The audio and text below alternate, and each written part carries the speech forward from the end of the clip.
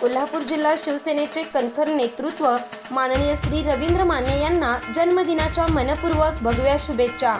शुभेच्छुक माजी नगरसेवक महादेव गौड, शिवसेना इचलकरंजी शहराध्यक्ष भाऊसो आवळे, माजी नगरसेवक प्रकाश पाटील, माजी नगरसेवक चंद्रकांत शेळके, माजी आरोग्य सभापती रवी लोहार, माजी नगरसेवक इक्बाल कलावंत, महिला आघाडी जिल्हा प्रमुख सौ वैशाली डोंगरे, युवती सेना जिल्हा प्रमुख सलोनी शिंत्रे।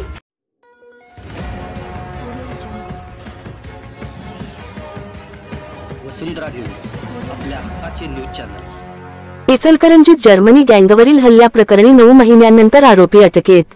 इचलकरंजीतील भाग्यरेखा चित्रमंदिर समोरील कामगार चाळ परिसरात जून 15 रोजी भाड्याने घेतलेले 4 चाकी वाहन परत न केल्याच्या कारणावरून वाद निर्माण झाला होता। याच पार्श्वभूमीवर जर्मनी टोळीने शस्त्रांसह दहशत माजवली होती। त्यावेळी जर्मनी टोळीतील संशयितांनी एका युवकाला बोलावून दमदाटी केली होती। ही माहिती मिळताच जमावाने जर्मनी गँगवर प्रतिहल्ला केला। या हल्ल्यात 3 जण जखमी झाले होते। या प्रकरणी शिवाजीनगर पोलीस ठाण्यात परस्पर विरोधी तक्रारी दाखल झाल्या होत्या। स्तवन आवळे यांच्या तक्रारीनुसार मारहाण व जातीवाचक शिवीगाळ केल्याच्या आरोपावरून शिवाजीनगर पोलिसांनी 7 जणांविरोधात गुन्हा दाखल केला होता। यापैकी शुभम पट्टणकुडे, सचिन घोरपडे आणि सूरज पाटील यांना पोलिसांनी यापूर्वीच अटक केली होती। मात्र साहिल फणीबंद हा फरार होता। तब्बल 9 महिन्यांनंतर पोलिसांनी त्याला अटक केली आहे।